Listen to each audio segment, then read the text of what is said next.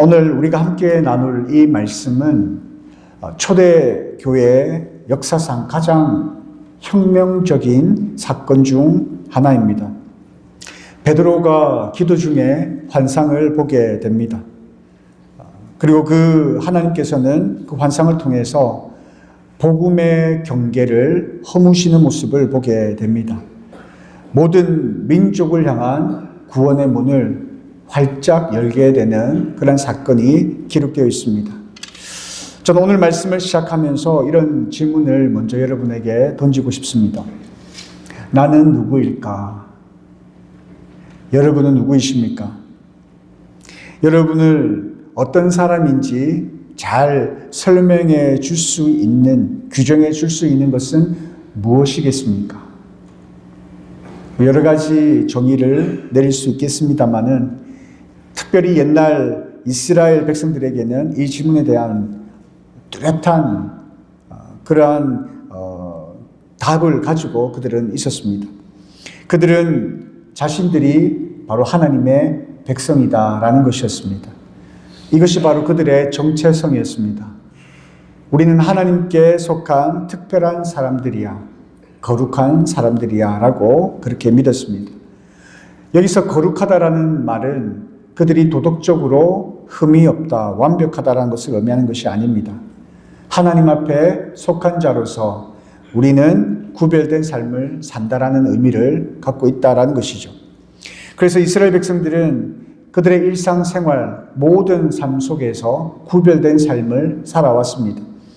음식뿐만 아니라 옷도 그랬고요. 심지어 시간과 장소까지도 깨끗한 것, 그리고 부정한 것을 철저하게 구별하며 살아섰습니다. 그것이 곧 그들 자신들이 하나님의 백성이다라는 것, 그리고 세상과 우리는 구별된 사람들이라는 것을 바로 그들의 정체성을 지키기 위한 행동들이었습니다. 그런데 오늘 본문의 말씀을 보면 깜짝 놀랄 만한 일이 생겨나고 있습니다. 베드로가 기도를 하는데 환상을 보게 되는데 그 환상을 보니까 하늘에서 커다란 보자기가 내려옵니다. 그 보자기 안을 들여다보니 율법에서 먹지 말라고 했던 부정한 동물들이 들어있었습니다. 그때 하늘에서 하나님의 음성이 들려옵니다. 베드로야, 일어나서 이것들을 잡아 먹으라. 베드로는 깜짝 놀라며 하나님 앞에 말씀을 합니다. 주님, 저는 이런 부정한 음식을 한 번도 먹은 적이 없습니다. 이 말씀은 뭐냐면 하나님 앞에 불순종하겠다는 말씀이 아닙니다. 하나님을 향한 충성, 그리고 하나님의 말씀에 대한 순종의 표현을 하고 있는 것입니다. 내가 지금까지 살아오면서 단 한 번도 하나님의 말씀을 어긴 적이 없습니다. 하나님께서 말씀하신 그 정결법을 지켜 행했습니다. 그런데 어떻게 제가 그 부정한 음식 먹을 수 있겠습니까? 라는 말씀이죠. 그는 평생 율법을 지키며 살아왔고 또 그것이 하나님을 따르는 삶이요 하나님의 백성으로서 합당한 삶이다라고 여기며 살아왔었던 것입니다. 그런데 하나님께서 그렇게 말씀하지 않으시는 겁니다. 부정한 음식을 먹으라고 하시는 겁니다. 그리고 또 이렇게 말씀하십니다. 내가 깨끗하게 한 것을 내가 부정하다 하지 말라. 이 말씀은 아마도 당시 베드로에게 아주 큰 충격을 주는 말씀이었을 것입니다. 왜냐하면 지금까지 그가 지켜왔던 그런 기준이 바뀐다는 뜻을 의미하기 때문입니다. 목숨보다 귀한 것으로 여겨왔던 그 기준이 바뀌는 그런 상황이었습니다. 이스라엘 백성들에게 있어서 이러한 정결법은 단순한 규칙들이 아니었습니다. 지키면 되고 지키면 되지 않는, 안 지켜도 되는 그런 어떤 일종의 규칙들이 아니었다라는 것입니다.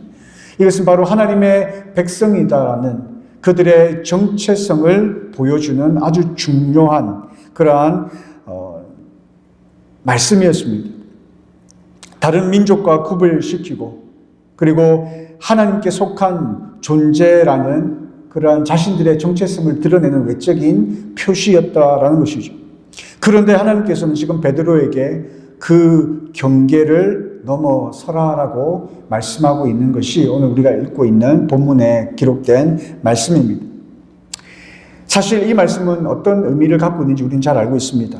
단순히 음식을 먹으라, 먹지 말라, 새로운 정의를 내리는 것이 아니라 이방 민족에게도 복음을 전하라는 하나님의 뜻을 보여주시는 신호라는 것을 우리는 잘 알고 있습니다. 그러나 당시에 이것은 그 유대인들에게 아주 충격적인 말씀이었습니다. 특히 이 베드로에게 충격적인 말씀이었습니다.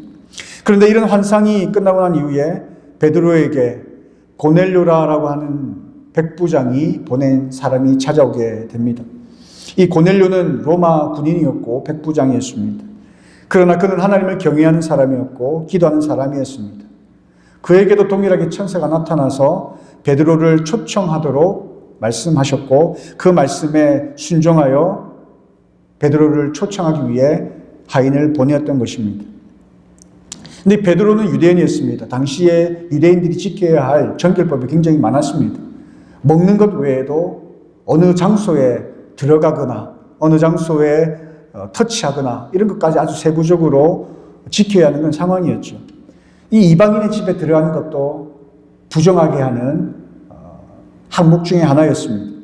그러나 베드로는 성령님의 인도하심을 따라 고넬료 집에 들어가게 됩니다. 그리고 그곳에서 복음을 전했는데 성령께서 그 고넬료와 그의 가족에게 임하시는 모습을 그의 눈으로 직접 보게 되고 깨달음을 얻게 됩니다. 그리고 34절과 35절에 하나님은 사람의 겉모습이나 배경을 보시지 않고 하나님을 경외하고 바르게 사는 사람은 누구든지 받아주신다라는 이 사실을 이해하고 깨닫게 된다라는 거예요. 환상을 통해 보았던 그것이 어떤 의미인지를 깨닫게 되었다라는 말씀입니다. 저는 이 사건을 통해서 하나님께서 우리에게 아주 중요한 사실을, 메시지를 주신다라고 그렇게 말씀드리고 싶습니다. 하나님께서 주신 이 정결법은 당시의 이스라엘 백성들을 외부 세계와 구별시키는 아주 중요한 기준들이었습니다. 이스라엘 백성들은 그것이 그들과 세상과 구별하는, 그들이 바로 하나님의 백성이라는 것을 기준 삼아주는 것이라고 생각했었고, 하나님의 백성으로 구분 짓는 본질적인 것이라 그들은 그렇게 믿었다라는 것입니다. 그러나 그것은 하나님의 백성으로 규정 지어주는 본질이 아니라 하나님의 백성이 될 수 있도록 훈련시켜주는 수단이었다라는 것입니다. 하나님의 뜻에 순종하고 그리고 거룩한 삶을 살 수 있도록 이끄는 도구였다라는 사실을 본문을 통하여 우리가 배울 수 있다는 거예요. 그런데 예수님께서 이 땅에 오시고 난 이후에 십자가에서 죽으셨습니다. 그 십자가 사건을 통하여 구원을 이루셨습니다. 이제는 율법이 아닌 믿음, 예수 그리스도를 믿는 믿음으로 하나님의 백성이 되는 기준이 되셨다라는 거예요. 그래서 하나님의 백성이 되느냐 안 되느냐 그 구별하는 구분짓는 기준이 율법이나 정결법이 아니라 그것은 비본질적인 것, 예수님을 예비한 어떤 그릇과 같은, 아니면 이스라엘 백성들에게 구원이 무엇인지, 하나님의 백성이 되는 것이 무엇인지를 가르쳐 주기 위한 인도하는 도구였고, 바로 예수 그리스도, 그리고 예수 그리스도를 믿는 그 믿음이 우리가 하나님의 백성이 될 수 있는 기준이요 본질이 된다는 것을 오늘 본문의 말씀을 통해 말씀하고 있다는 사실입니다. 사도행전 11장에 베드로가 예루살렘 선자들에게 이렇게 설명합니다. 당시에 그들이 베드로를 향해서 어떻게 부정한 자들과 함께 식사할 수 있느냐에 대한 그러한 공경에 처해 있었거든요. 그때에 그들에게 하나님께서 우리에게 주신 것과 같은 성령을 그들에게 주셨는데 내가 어떻게 그것을 막을 수 있겠는가, 그렇게 고백하는 모습들을 보게 된다는 것이죠.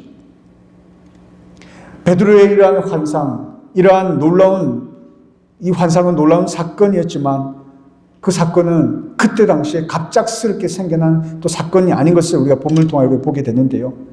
이 일은 하나님께서 오랫동안 준비해 주셨던 구원의 큰 계획, 우리 구속사라고 하죠. 이 구속사 속에 있었던 흐름 중에 하나였다는 사실들을 또한 우리가 알게 된다는 것입니다. 당시 이스라엘 백성들, 특히 이 베드로는 이해하지 못하였으나 나중에 보니 이것이 하나님의 구원 계획 속에 있었던 것이었구나.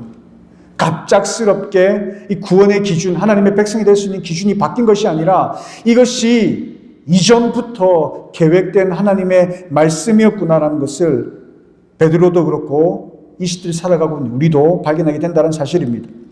성경을 구석사적으로 보면 하나님은 처음부터 모든 민족과 사람을 구원하시려 하시는 계획이 있었다는 것을 우리가 발견하게 됩니다. 하나님께서는 아브라함을 부르실 때 이렇게 약속하셨어요. 너를 통해 모든 민족이 복을 받을 것이다. 이런 약속은 이스라엘 백성들에게만 국한된 말씀이 아니었습니다. 온 세상을 구원시키기 위한 하나님의 계획이었다라는 것입니다. 우리는 종종 이스라엘 백성들이 하나님의 선택받은 선민이다라고 생각하면서 다른 민족은 제외된다라고 오해할 때가 있습니다. 부러워할 때가 있다라는 것이죠.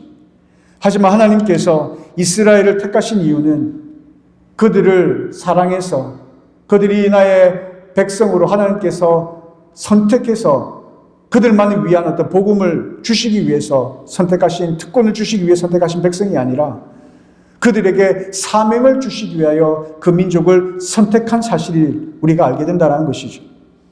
다른 민족에게 하나님의 복음을 전하는 통로로 사용하시기 위해서 이스라엘이라는 나라를 선택하셨다는 사실입니다.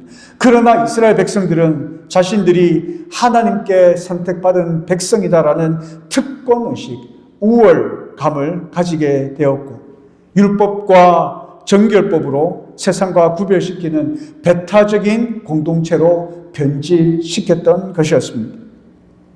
하나님께서 다른 민족들에게 복음을 전하게 하는 그러한 통로로 사용하시기 위해서 그들을 먼저 선택하셨고 그들을 통해서 하나님의 뜻과 계획을 이루시려고 그들을 선택하신 것이었는데 이스라엘 백성들은 그것을 오해하고 하나님의 뜻과 계획을 이해하지 못하고 전혀 다른 모습으로 변질시켰고 변질되어 버렸다라는 사실이에요. 그래서 그들은 그들에게만 구원이 있다라고 착각했다라는 것입니다. 하나님께서 그들만 유독히 사랑하셔서 그들을 하나님의 백성으로 선택해 주셨다는 사실입니다. 그래서 베드로는 정결한 음식, 부정한 음식을 구별하고 하나님께서 말씀하셨음에도 불구하고 그것을 처음에는 받아들이지 못했던 모습들을 보게 된다라는 겁니다. 그러나 이제는 알게 된다라는 것이죠. 하나님께서 우리를 선택하신 것은 이러한 율법, 이러한 정결법을 통하여서 하나님의 백성으로 우리를 삼으시는 이것이 아니라 그것을 우리에게 하나의 도구로 사용하셔서 우리를 도구로 사용하셔서 이 세상 모든 민족에게 구원을 베푸시기 위한 그러한 도구로 훈련시키신 것이고 우리를 준비시키신 것이고 때가 되어 예수 그리스도를 이 땅 가운데 보내어 주시고 그 예수 그리스도를 통하여서 그리고 우리를 도구로 사용하셔서 이 세상에 복음을 전하기 위하여 우리를 부르신 것이구나라는 것을 깨닫게 되어지더라라는 것입니다. 이것이 오늘 베드로가 보았던 환상을 통하여 하나님께서 우리에게 주시는 메시지라는 것입니다. 그렇다면 이 메시지가 오늘날 우리에게 어떻게 적용되어져야 할까? 어떻게 오늘날 교회에 이 말씀이 어떤 의미로 다가오는 것일까? 교회는 단지 거룩한 울타리가 되어서는 안 된다라는 사실입니다.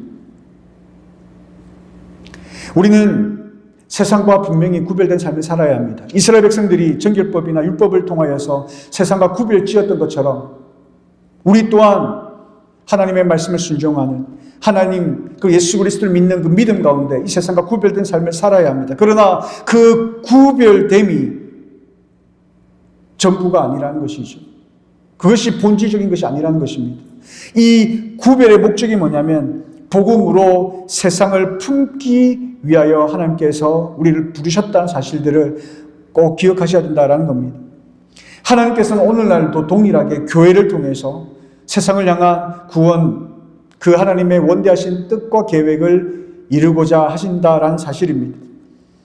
우리가 참된 거룩한 하나님과 하나님의 백성으로서 이 세상과 구별된 것을 이해한다라고 한다면 그것은 세상과 등을 지는 방식을 취하는 것이 아니라 이 세상 가운데 복음의 빛을 비추며 살아가는 것으로 나타나야 된다는 사실입니다. 우리는 하나님의 백성이다라는 그 진리, 그것을 가지고 세상을 향하여 배타적인, 세상과 우리는 달라라고 그러한 배타적인 공동체로 우리가 세워가는 것이 아니라 포용적인 자세로 세상을 향하여 복음의 통로가 되어지는 역할을 수행해야 된다는 사실을 오늘 본문의 말씀을 통하여 우리에게 하고 계신다라는 것이죠. 하나님께서는 처음부터 그렇게 계획하셨고 지금도 그 뜻을 우리를 통하여 이루고자 하신다라는 것입니다. 그래서 오늘 이 본문의 말씀을 가지고 세 가지 중요한 삶의 자세를 말씀드리려 합니다. 그 첫 번째가 뭐냐면 진리에 대해 타협하지 않는 자세를 가지자라는 겁니다.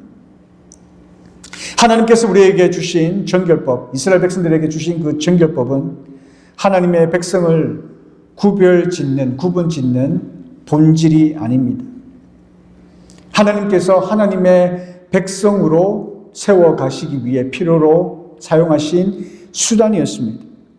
하나님의 뜻에 순종하고 거룩한 삶을 살도록 이끌기 위한 도구였다라는 것이에요. 그런데 이스라엘 백성들은 그들이 하나님께 선택받은 백성이다라는 그 이유만으로 그들은 우월감을 가지게 되었고 그리고 세상을 향한 배타적인 자세를 가지게 되었다. 그렇게 오해했고 그렇게 변질된 삶을 살았다라는 것입니다. 수단을 목적으로 착각하고 도구를 본질로 여기는 오류를 범했다라는 것입니다. 예수님께서 이 땅 가운데 오셨고 십자가에서 구원을 이루신 그 이후에 이제는 더 이상 율법이 아니라 오직 예수 그리스도를 믿는 믿음이 하나님의 백성이 되는 기준이 된 것입니다. 그것이 바로 본질입니다. 바로 이 본질은 예수 그리스도께 있다는 사실을 우리는 분명히 기억해야 할 것입니다. 이 진리 앞에 우리는 절대로 타협할 수 있는 것이 아닙니다. 우리가 하나님께로 갈 수 있는 하나님의 백성이 될 수 있는 그 길은 예수님 외에 그 어떠한 길도 없다는 사실을 우리가 분명히 말씀을 통하여 배우고 깨닫고 알아야 된다는 거예요. 이 진리 앞에서 우리는 조그만 타협도 있어서는 되지 않는다는 것입니다. 우리가 살아가는 이 세상은 이러한 진리를 타협하게 만듭니다.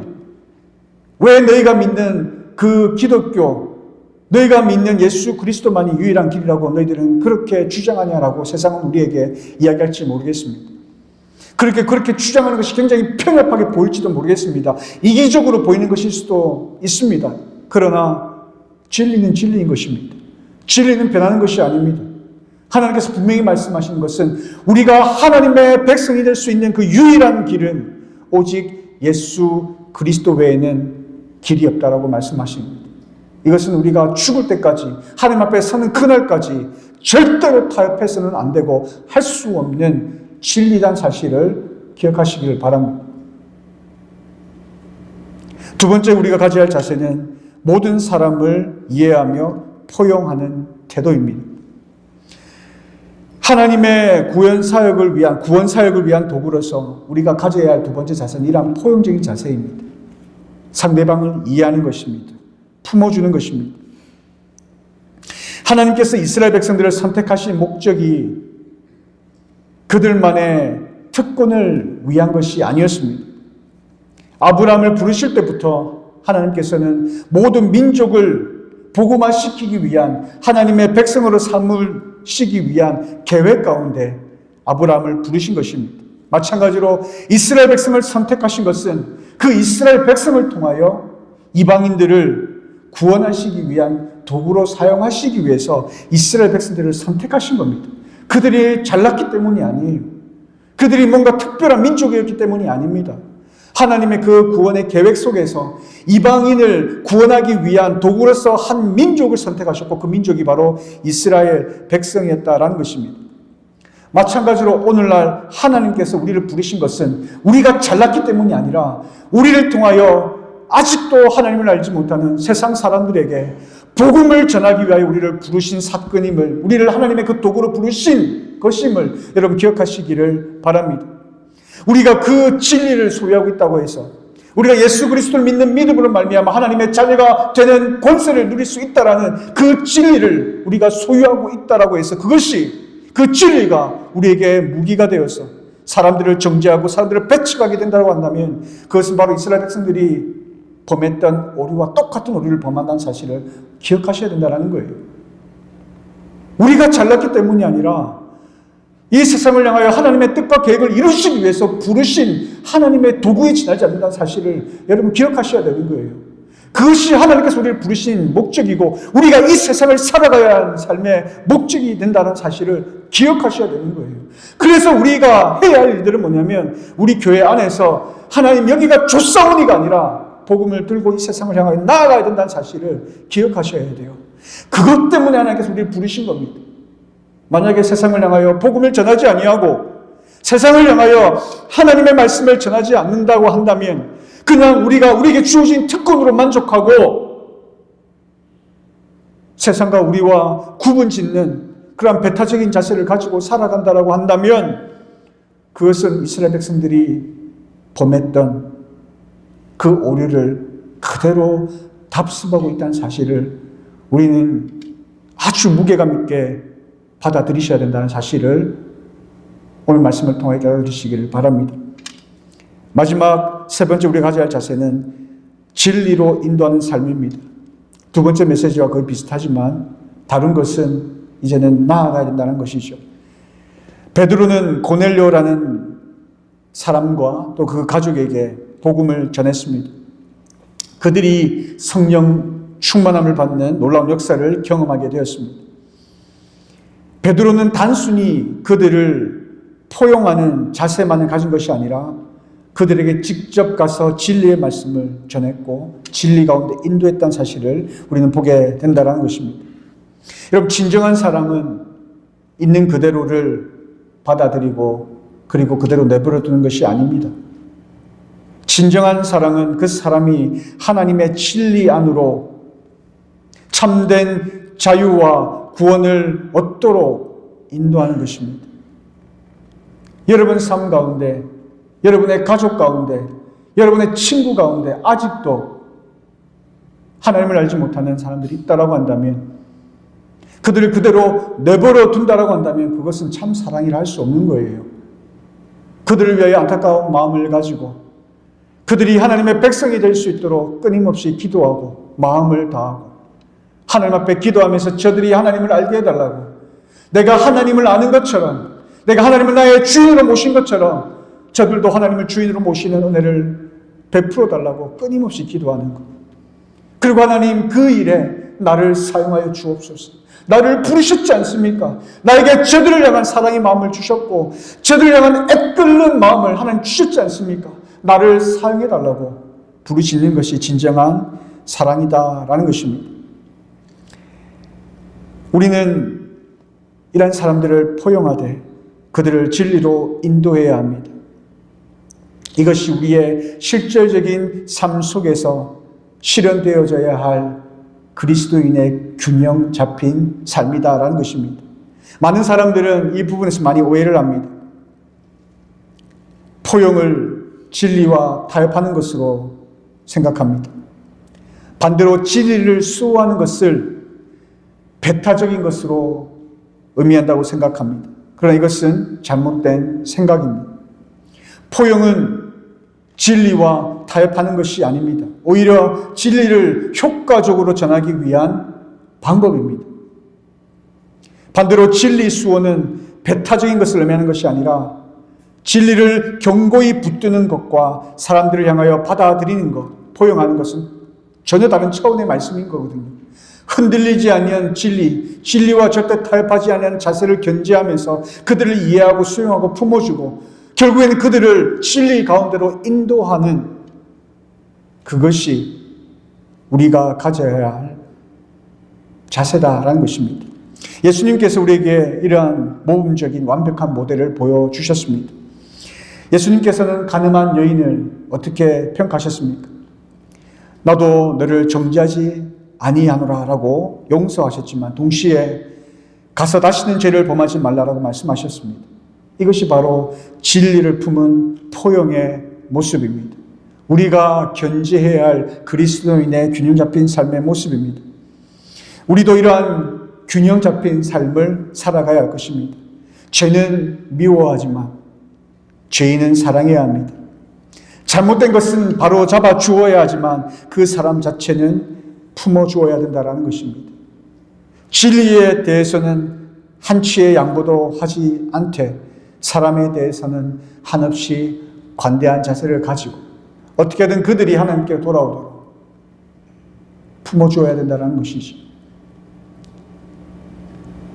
요즘 동성애 문제로 굉장히 시끄럽습니다. 예를 들어 보면 우리는 동성애를 어떻게 바라봐야 할 것인가? 분명히 하나님의 말씀에 어긋나기 때문에 동성애는 잘못된 것입니다. 바로 잡아야 되죠. 그러나 동성애자는 우리가 품어주어야 합니다. 그들의 잘못을 인정하고 하나님 앞에서 그들이 하는 모든 행동이 범죄한 사실이라는 것을 인정하고 하나님께로 돌아온다라고 한다면, 그것이 전제되어 있다라고 한다면 동성애자라 할지라도 그들을 품어주어야 하는 것이 예수님께서 우리에게 가르치시는 말씀이다라는 거예요.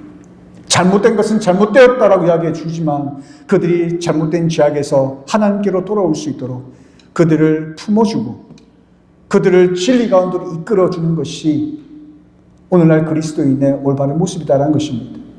그럼 오늘날 교회가 어떠합니까? 무조건적으로 동성애가 잘못됐다고 배타합니다. 배타적인 자세를 가집니다. 우리는 저들과 다르다고 이야기합니다. 그것이 하나님께서 가르치는 올바른 사랑의 모습인가?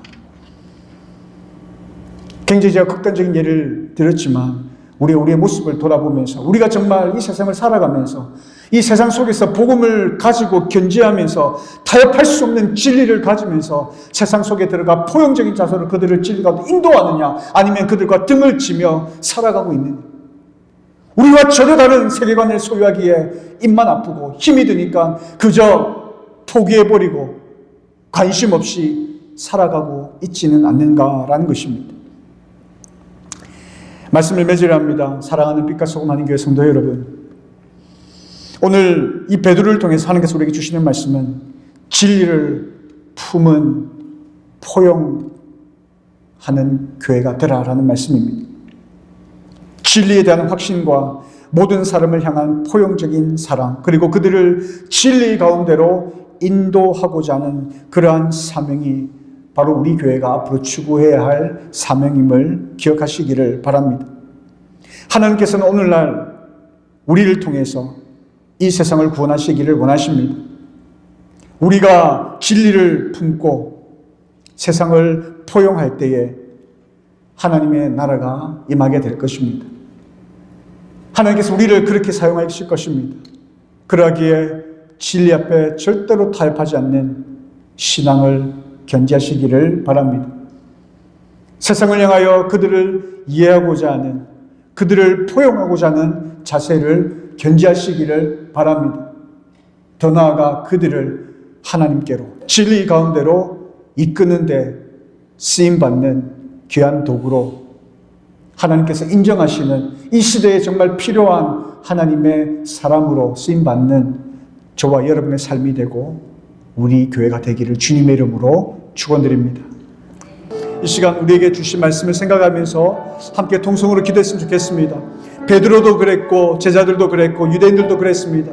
그들이 오랫동안 가져왔던 그러한 규칙들, 그러한 율법과 이 정결법들이 그들의 눈을 가리었습니다. 오히려 그것을 하나님의 뜻과 계획을 가로막는, 오해하게 만드는 것이 되었습니다. 오히려 그런 것들을 가지고 그들은 하나님께서 선택하신 선민이라는 우월감을 가지고 있었고 세상과 등을 지는 배타성의 자세를 가지고 있었습니다. 그러나 하나님께서 원하시는 것은 그것이 아니었습니다. 그들을 부르신 목적은 그들을 통하여 하나님의 도구로 사용하셔서 예수 그리스도를 이 땅 가운데 전하는 도구로 사용하시기 위해 그들을 부르셨던 것이었습니다. 그들을 하나님의 선민으로 부르신 그 뜻이 그들로 하여금 우월감을 갖게 하는 것이 아니라 그들을 하나님의 도구로 사용하셔서 저 세상을 향하여 하나님께서 쓰시기 위한 도구로 부르신 것이었습니다. 오늘날 우리 그리스도인 저와 여러분의 삶이 어떻습니까? 이스라엘 백성들과 뭐가 다르는 거예요? 똑같습니다. 우리도 하나님께서 선택하신 백성으로 하나님을 믿는 그 진리를 소유한 자로서 이 세상 가운데 하나님의 자녀라는 그런 우월감을 가지며 살아가고 있지는 않으십니까? 혹시 이 세상과 우리는 다른, 우리는 구별된 하나님의 백성이다라는 그런 자세로 세상과 등을 지며 배타적인 자세로 세상을 바라보고 있지는 않으셨습니까? 그런데요, 중요한 것은 하나님께서 우리를 부르신 그 목적이 무엇이냐면 저 세상을 향하여 나가라는 것이었습니다. 저 세상을 향하여 복음을 들고 하나님의 백성을 구해오라는 것이었습니다. 복음을 들고 전파하라는 것이었습니다. 그런데 지금 우리는 무엇을 하고 있습니까? 우리는 그 복음 진리를 가지고 무엇을 하고 있느냐라는 것입니다. 이 시간 하나님께서 우리에게 말씀하시는 그 하나님의 음성을 듣는 시간 되어지기를 간절히 원하고 소원합니다. 이 시간 하나님 앞에 기도하며 나가실 때에 하나님 나를 사용하여 주옵소서, 나를 사용하여 주옵소서. 이 땅 가운데 주의 교회가 교회의 역할을 하게 하시고 우리가 드려지는 이 예배가, 이 삶이 하나님 앞에 드려지는, 하나님께서 기뻐 받으시는 예배를 드리는 예배자의 삶을 살게 하여 주옵소서. 세상을 향하여 흔들리지 아니하는, 진리에 타협하지 않은 자세와 세상을 포용하는 태도와 그리고 진리 가운데로 인도하는 그 도구로 하나님 우리를 사용하여 주옵소서라고 이 시간 기도하며 나가는 시간 갖도록 하겠습니다. 기도하겠습니다. 참 좋으신 나의 아버지 하나님, 하나님의 은혜를 진심으로 감사를 드립니다. 하나님, 우리가 하나님의 말씀을 이해하지 못하고 오해하고 착각했고 오히려 하나님 그것을 우리의 특권으로 여기며 우리의 하나님 우월감으로 여기며 살아왔습니다. 세상과 구별된 것이라 하여 세상을 등지며 살아왔습니다. 세상과 우리를 구별 지으며 살아왔습니다. 그런데 하나님, 오늘 말씀을 통하여 우리에게 깨닫게 하신 말씀을 다시 한 번 더 내 마음밭에 새기게 원합니다. 하나님께서 우리를 부르신 것은 그런 삶을 살아라고 우리를 부르신 것이 아닙니다. 하나님께서 우리를 부르신 것은 하나님 이 세상에 많은 종교와 사람들이지만 특별히 나를 사랑하셔서 나를 부르셨습니다라고 감격하며 감동하며 있으라고 우리를 부르신 것이 아니었습니다. 하나님, 우리를 부르신 것은 하나님의 말씀, 이 복음을 들고 저 세상을 향하여 담대히 나아가 전파하라는 하나님의 도구로 부르신 것임을 다시 한 번 더 말씀을 통하여 깨닫게 하심에 진심으로 감사를 드립니다. 하나님께서 우리를 선택하시고 부르신 그 은혜 앞에 우리는 날마다 감사의 삶을 살아가되 저 세상을 향하여 절대로 타협하지 아니하는, 변하지 아니하는 진리의 말씀을 가지고 저 세상을 포용하며 수용하며 품어주며 더 나아가 저 세상을 하나님께로 인도하는 그 도구로 쓰임받는 주의 자녀들 되게 하여 주시기를 원합니다. 그렇게 쓰임받는 주의 백성들로 주의 교회로 쓰임받게 하여 주시기를 간절히 원하고 소원합니다. 살아계신 나의 아버지 하나님, 그 일에 쓰임받기로 결단합니다. 그 일에 나의 삶을 드리기로 결단하며 나아갑니다. 우리를 사용하여 주옵소서. 우리를 사용하여 주옵소서. 우리를 통하여 하나님의 놀라우신 역사를, 하나님의 그 원대하신 계획을 이루어 줄 수 있도록 우리를 통하여 하나님 사용하여 주셔서 우리를 통하여 하나님의 뜻이 이루어질 수 있도록 인도하여 주시옵소서. 참 좋으신 나의 아버지 하나님, 하나님 은혜 앞에 감사를 드립니다. 특별히 아버지 하나님, 오늘 말씀을 통하여 우리에게 주신 그 말씀을 잘 깨닫는 주의 자녀들이 될 수 있도록 인도하여 주시기를 소망합니다. 우리의 정체성이 무엇인가? 나는 누구인가? 나는 무엇으로부터 부르심받은 존재들인가? 누군가가 우리에게 물어본다고 한다면 우리는 담대히 우리는 하나님의 백성이며 이 세상에 하나님의 나라가 세워지기 위하여 부름받은 하나님의 자녀임을 고백하는 죄의 삶이 될 수 있도록 인도하여 주옵소서.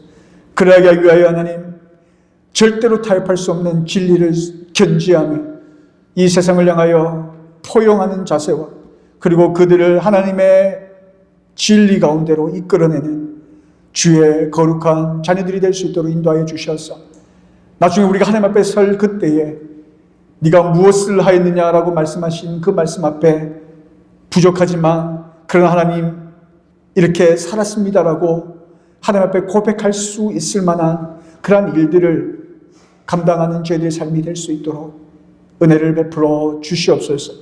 우리 각 한 사람 한 사람이 그런 삶을 살아가며 우리 교회가 그러한 사명을 감당하는 교회로서 세워질 수 있도록 우리를 사용하여 주시옵소서. 예수님의 이름으로 기도드리옵나이다. 아멘.